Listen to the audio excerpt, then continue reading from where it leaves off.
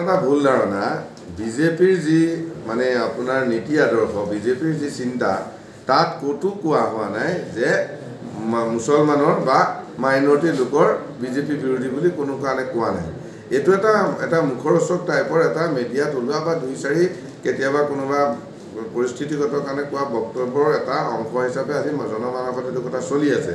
কিন্তু প্ৰেক্টিকেল কথা আজি বিজেপিয়ে 140 কোটি ভাৰতীয় মানুহক লৈ আৰু 140 কোটিতে হিন্দু মুছলমান শিখ ইছাই জৈন সকলো সোমাই আছে।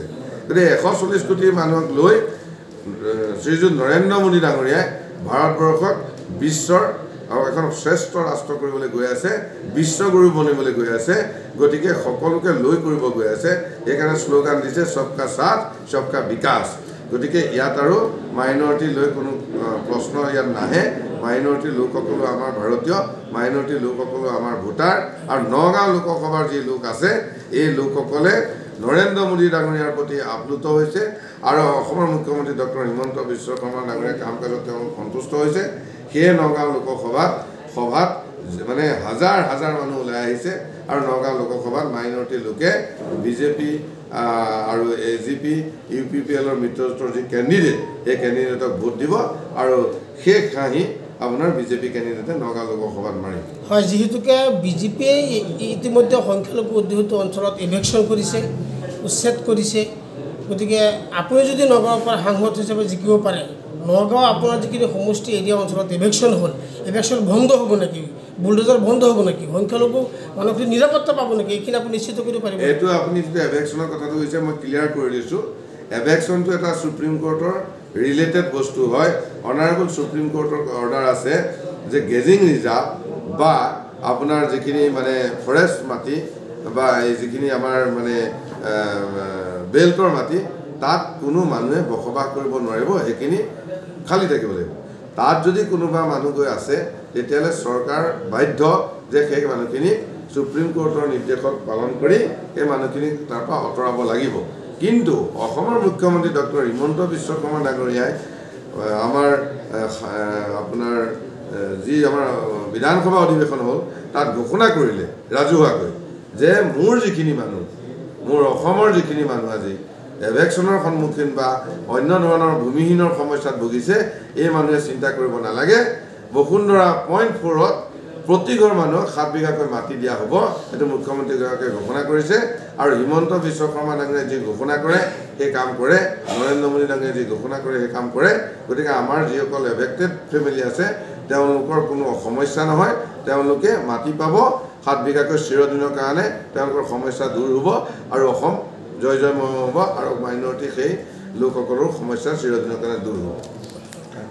নহয় চাওক, এইটো এটা তেল আৰু পানীৰ যিটো সম্পৰ্ক কোনোদিন নিমিলা কুমেৰু এটা মানে প্ৰশ্ন আপুনি কৰিছে। বিজেপি আৰু UDF কোনো কালে মিলা কথা নাথাকে আৰু এইটো অসম্ভৱ আপুনি প্ৰশ্ন এটা কৰিছে। আচলতে UDF আৰু কংগ্ৰেছে মিলি থাকে সদায় আৰু তাক মই অভিযোগ হিচাপে দিবলৈ যোৱা নাই, প্ৰমাণ হিচাপে কৈছোঁ যে 19ৰ লোকসভা নিৰ্বাচনত গোটেই UDF আৰু কংগ্ৰেছ মিলি এলায়েন্স কৰি খেলিছে। এইটো এনাউন্স কৰিছে তেওঁলোকে পাব্লিকলি, মিডিয়াত এনাউন্স কৰিছে আৰু প্ৰেক্টিকেলিও হৈছে। আৰু গত দিনত আপোনাৰ জিলা পৰিষদ কেইবাখনো অসমত UDF আৰু কংগ্ৰেছ মিলি পেলাই গঠন কৰিছে।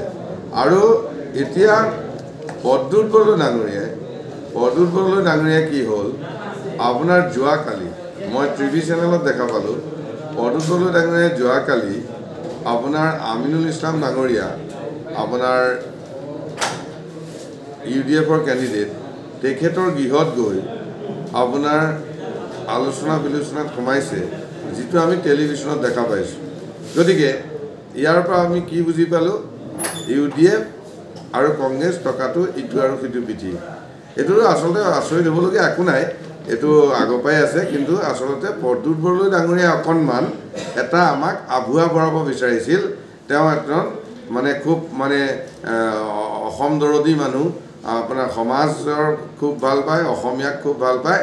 কেইটামান খুব মানে জটিল মানে ৱৰ্ড কৈ পেলাই মানুহক তেওঁ এটা ইমপ্ৰেছ দিব বিচাৰিছিলে। তেওঁ মানে অসম আৰু অসমীয়াক খুব ভাল পায়। কিন্তু তেওঁ মুখাখন যোৱাকালি ৰাতি খোলা হৈ গ'ল যে তেওঁ আচলতে মানে UDFৰ বুকুচাত উঠি তেখেতে আপোনাৰ নিৰ্বাচনী বৈতৰণি পাৰ হ'ব বিচাৰিছে, জয় হ'ব বিচাৰিছে। এতিয়া মোৰ নগাঁও লোকসভাৰ সন্মানীয় যি ভোটাৰ ৰাইজ আছে, বিশেষকৈ যিসকল লোক অসমীয়া লোক, আমি যিসকল লোকক অসমীয়া বুলি কওঁ, অসমীয়া লোকসকলে প্ৰদ্যুৎ বৰদলৈক এতিয়া ভোট দিবনে নিদিয়ে? তেওঁৰ UDFৰ বুকুচাত উঠি পাৰ হ'বলৈ যোৱা প্ৰদ্যুৎ বৰদলৈক এতিয়া অসমীয়া সমাজে ভোট দিবনে নিদিয়ে? মোৰ এটা মনত ডাঙৰ কুৱেশ্যন, আৰু উত্তৰটো মোৰ হাতত আছে যে প্ৰদ্যুৎ বৰদলৈক অসমীয়া মানুহে যোৱাকালিৰ পৰা তেওঁৰ ওপৰত ককৰ্থনা আৰম্ভ কৰিছে, আৰু প্ৰদ্যুৎ বৰদলৈয়ে অসমীয়া মানুহৰ পৰা ভোট কোনো কাৰণে মোৰ বিশ্বাস নেপায়। অকণমান যদি তেওঁ কিবা এটা চিম্পেথি দৰ কৰিবলৈ সক্ষম হৈছিলোঁ, কিন্তু নাপায়, কাৰণ অসমীয়া মানুহে কোনো কাৰণত এনেধৰণৰ মানে চিন্তা চৰ্চা কৰা মানুহক কোনো কাৰণে প্ৰশ্ৰয় নিদিয়ে। আৰু প্ৰদ্যুৎ বৰদলৈয়ে নিজে নিজকে এইটো আপোনাৰ প্ৰমাণ কৰি দিলে যে তেওঁ দেখাই এটা আৰু এটা পেটত এটা মানুহ, কাৰণ তেখেতে যেনে তেনে যাৰে নহওক, যাৰ ওচৰতে গৈ হাতে ভৰি ধৰি হ'লেও আপোনাৰ নিৰ্বাচনী পাৰ কৰিব বিচাৰিছে। আৰু কালি তেখেতে ভবা নাছিলে যে কোনোবা সাংবাদিক গৈ পাব, কিন্তু কোনোবা ভাল সাংবাদিক বন্ধুৱে, যি সাহসী সাংবাদিক বন্ধুৱে এইটো মানে উলিয়ালে, আৰু আজি গোটেই অসমত এইটো তোলপাৰ লাগিছে। আৰু প্ৰদ্যুৎ বৰদলৈৰ ব্যক্তিত্বটো আজি একেবাৰে মাটিত তেওঁ মিলিন হৈ গ'ল। গতিকে আমি বিজেপি কোনো কাৰণত UDFৰ লগত আমাৰ মিল নাথাকে, আৰু কেতিয়াও আমাৰ বিজেপিৰ UDFৰ লগত মিল থকা কথা আহিবই নোৱাৰে, এইটোৱে কথা।